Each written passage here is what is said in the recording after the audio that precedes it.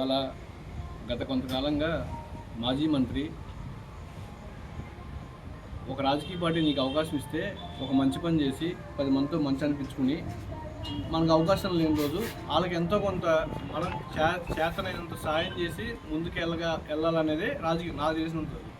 అరే నువ్వు ఇవాళ అవన్నీ మరిచేసి నీ ఇంట్లో సమస్య, నీ కొడుకు సమస్య, టోటల్ నీ ఇంటిల్లిపాది కూర్చుని సమావేశం పెట్టుకుని సమర్థించుకుని ఆ సమస్యను ఎట్లా సాల్వ్ చేయాలని చేసుకుని ముందుకెళ్లాల్సిన సమస్య అది.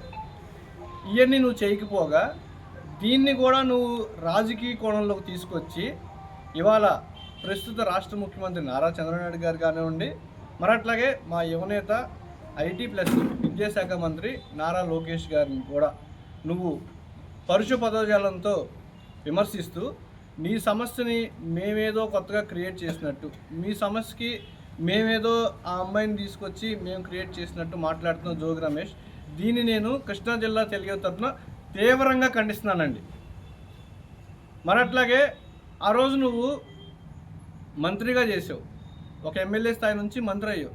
అరే ఏం న్యాయం చేయగలిగావు ఈ జిల్లాకి? నువ్వు నీ కాన్స్టిట్యున్సీ కాదు, నీకు అన్యాయం లేరు, ఇక్కడ నీకు అనుచరులు లేదు, అయినా కూడా నువ్వు పెడన్ కాన్స్టిట్యున్సీలో 2 సార్లు అక్కడ నిన్ను నమ్ముకున్న వాళ్ళు కానివ్వండి, అక్కడ ఆ పార్టీకి పనిచేసిన వాళ్ళు కానివ్వండి, నిన్ను గెలిపించి పనిచేస్తే అక్కడ నువ్వేం న్యాయం చేయగలిగావు?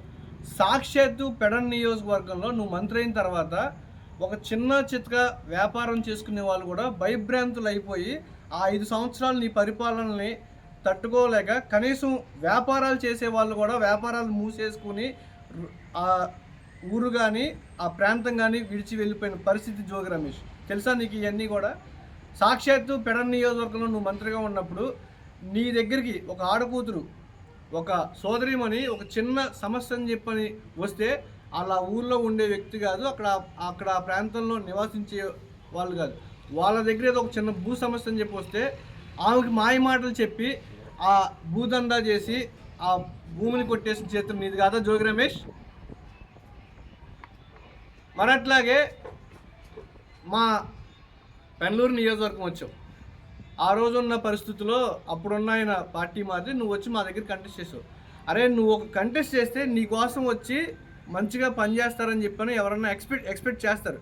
అది చేయకపోగా నీ దారుణాలు, నీ అఘాయిత్యాల కోసం ఎవరైతే ఇబ్బందులు పడ్డారో సాక్షాత్తు ఆ రోజు నాలాంటి వాళ్ళు కానివ్వండి, అప్పుడు ఇవాళ ప్రస్తుత శాసనసభ్యులు బోడే ప్రసాద్ గారికి ఫోన్ చేసి ఏమండి మేము ఈయన వల్ల మేము ఇబ్బంది పడ్డాం, మమ్మల్ని ఈ విధంగా ఇబ్బంది పడ్డారు, మీరు చాలా జాగ్రత్తగా ఉండండి, మీ పని మీరు చేసుకోండి, అవసరమైతే మేము వచ్చి ప్రచారం చేస్తాం, మమ్మల్ని ఎంతగా ఇబ్బంది పెట్టాడో జోగి రమేష్ అని చెప్పని సాక్షాత్ ఎక్కడైతే నువ్వు 2 సార్లు పెడన్లో కంటెస్ట్ చేసావో అక్కడ చెప్తున్నారు జోగి రమేష్ నీ గురించి. మరి అట్లాగే వాళ్ళు నువ్వు బీసీ బీసీ బీసీ బీసీ అంటున్నావు. ఏంటి బీసీ అంటే? నీ ఇంట్లో సమస్య వస్తే నీకు బీసీ గుర్తొస్తారా? నీ ఒంట్లో ప్రాబ్లం ఉంటే నీకు బీసీ గుర్తొస్తారా? అరే సాక్షాత్ ఆ రోజు నువ్వు అధికారంలో ఉన్నప్పుడు రేపల్ కాన్స్టిట్యూన్స్, ఇక్కడ నుంచి కోతవేటి దూరంలో ఉన్న రేపల్ కాన్స్టిట్యూన్స్లో అమర్నాథ్ గౌడ్ అనే వ్యక్తి వాళ్ళ అక్కని ఇబ్బంది పెడుతున్నారని చెప్పని పాపం ఆయన వెళ్ళి వాళ్ళని ప్రశ్నిస్తే ఆ పిల్లవాడి నోట్లో గొడ్డలు కుక్కి సాక్షాత్తు దహనం చేశారు అక్కడ.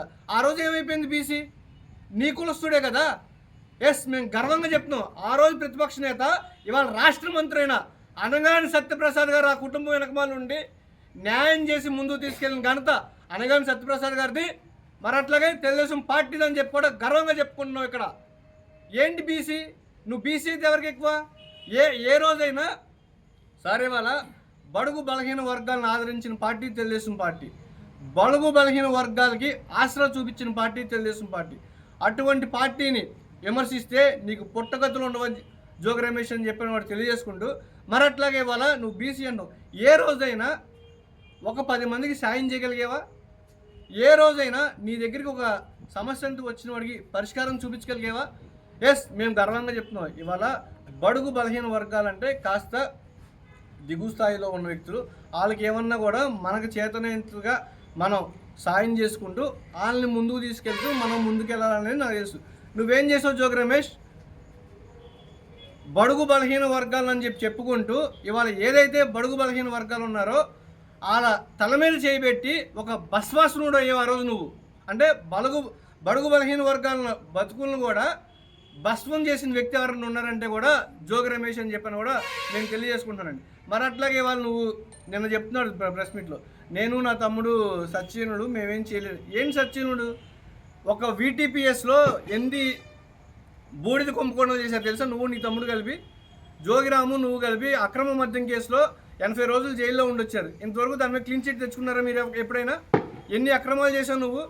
అరే వాళ్ళు నేను గర్వంగా చెప్తున్నావు, రాష్ట్రం విడిపోయింది 14 నుంచి 19 వరకు నారా చంద్రబాబు నాయుడు గారు ఎటువంటి పరిపాలన చేశారో మీకు అవకాశం కల్పించారు. 19 నుంచి 24 వరకు ఒక్క మంచి పని చెప్పండి మీరు చేసిన మంచి పని, ఒక్క మంచి పని. నీ నాయకుడు జగన్మోహన్ రెడ్డి కానివ్వండి, నువ్వు కానివ్వండి, ఒక్క మంచి పని. మేము గర్వంగా చెప్తున్నాం. ఆ రోజు నువ్వు మెగాడి చేసి అన్నావు, ఒకరికి పోస్ట్ ఇవ్వగలిగేవా? మా యువనేత నారా లోకేష్ గారి ఆధ్వర్యంలో 16,000 మందికి, అందులో ఎంత బడుగు బలహీన వర్గాలు ఉన్నారు తెలుసా జోగి రమేష్ నీకు? మరట్లాగే ఆ రోజు నువ్వు మంత్రి అయ్యో, మళ్ళీ నువ్వు కంటెస్ట్ చేయడానికి ముందుకు వచ్చావు. సర్వసాధారణం ఎవరైనా కూడా ఒక తండ్రిని సపోర్ట్ చేస్తారు. నీ కొడుకు జోగి రాజు ఎంత విర్రవీగాడండి ఆ రోజు. నువ్వు మంత్రి అయితే ఎవరికి ఎక్కువ? ఎక్కడికి వచ్చి తొడగొట్టాడు నువ్వు? ఆ రోజు చంద్రబాబు నాయుడు గారిని ఎంత విమర్శించారు మీరందరూ కలిపి. చంద్రబాబు నాయుడు గారికి ఏదో చిన్న సమస్య ఉంది, ఆయన అది ఇదని అన్నాడు.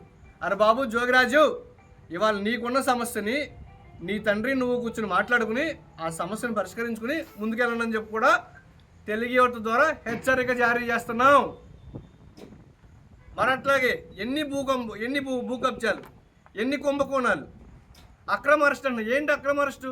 నువ్వు చేసిన లిక్కర్ స్కీమ్ను ఇవాళ రేపో మాపో కూడా నువ్వు అందులో నిందిడు అని చెప్పని కోర్టు తేలుస్తుంది. నీకు అందులో కూడా శిక్ష పడటానికి నువ్వు అర్హుడు అని కూడా నేను తెలియజేసుకుంటూ, మరి అట్లాగే మళ్ళీ చెప్తున్నావు, ఇంకొకసారి నీ కుటుంబంలో సమస్య, నీ కొడుకులో ఉన్న సమస్య, నువ్వు నీ కొడుకు మీ ఇంటిల్లిపాది కూర్చుని తేల్చుకుని పాపం సోదరిమని ఆవిడకి న్యాయం చేస్తూ, నేను నిజంగా పాపం ఆవిడని నేను ఏమన్నానో నాకు అర్థం కావట్లేదండి.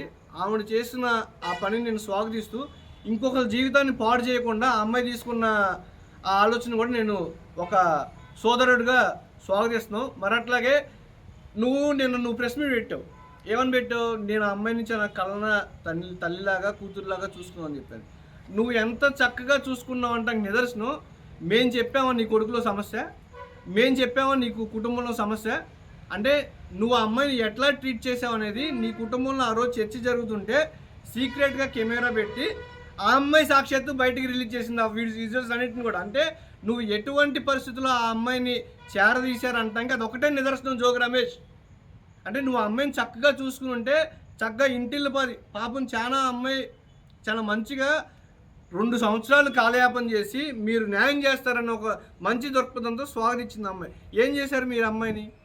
ఆ అమ్మాయితో పాటుగా నువ్వు ఎంతమంది బడుగులు బలహీన వర్గాలని మంగళసూత్రాలు దింపేవు జోగి రమేష్ అని చెప్పాను కూడా నువ్వు ఆత్మవిమర్శ చేసుకోవాలి. ఇవాళ నేను తెలుగు ద్వారా తీవ్రంగా నీ సమస్యని నువ్వు పరిష్కరించుకోండి, మీ అందరి సమస్యని మీ అందరూ కూర్చొని పరిష్కరించుకుంటాం, సంతోషం.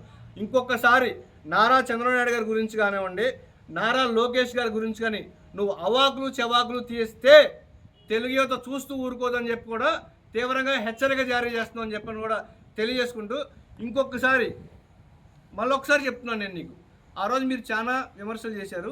ఇవాళ జోగిరాజుకున్న సమస్య ఏంటనేది రాష్ట్రం మొత్తం తెలిసిపోయింది. ఆ సమస్యను పరిష్కరించుకుని నువ్వు నేను ఇంకో మాట చెప్తున్నావు, కన్నతండ్రిగా నేను చదివించాను, కన్నతండ్రిగా నేను పెళ్లి చేశానని.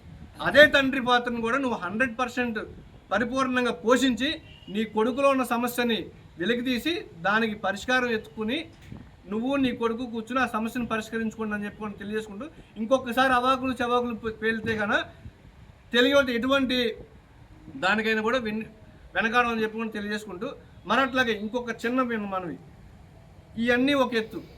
ఇవాళ ఏ మీడియా ఛానల్ కూడా వచ్చి కవర్ చేయాల, ఏ మీడియా ఛానల్ కూడా వచ్చి మిమ్మల్ని ఇంటర్వ్యూ చేసుకోవాలా. సాక్షాత్తు ఎవరైతే నువ్వు 3 వేసావో ఆ అమ్మాయి మీ ఇంట్లో జరిగిన సమస్యని బట్టబయలు చేస్తూ ఒక వీడియో రిలీజ్ చేసింది. సర్వసాధారణం ఇవాళ చిన్న చిత్క సోషల్ మీడియాలో ఏదొచ్చినా కూడా ఏదో ఒక విధంగా దాన్ని వైరల్ చేస్తున్నారు.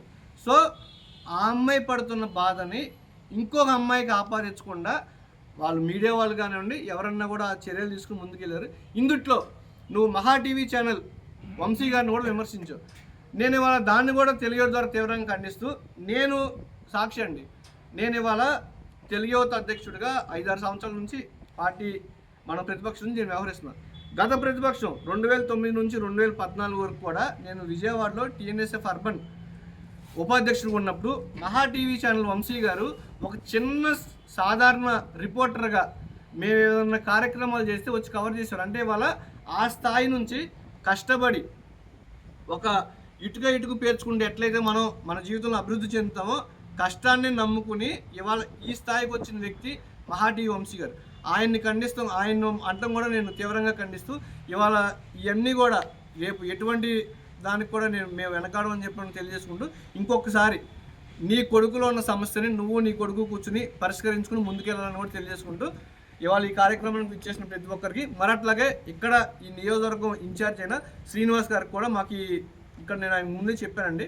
ఆయన కూడా మమ్మల్ని పెట్టుకోమని చెప్పి ముందుకు సాల్వ్ చేసి ఆయనకు కూడా నేను ధన్యవాదాలు తెలియజేసుకున్నాను. నాకు ఈ అవకాశం ఇచ్చిన ప్రతి ఒక్కరు కూడా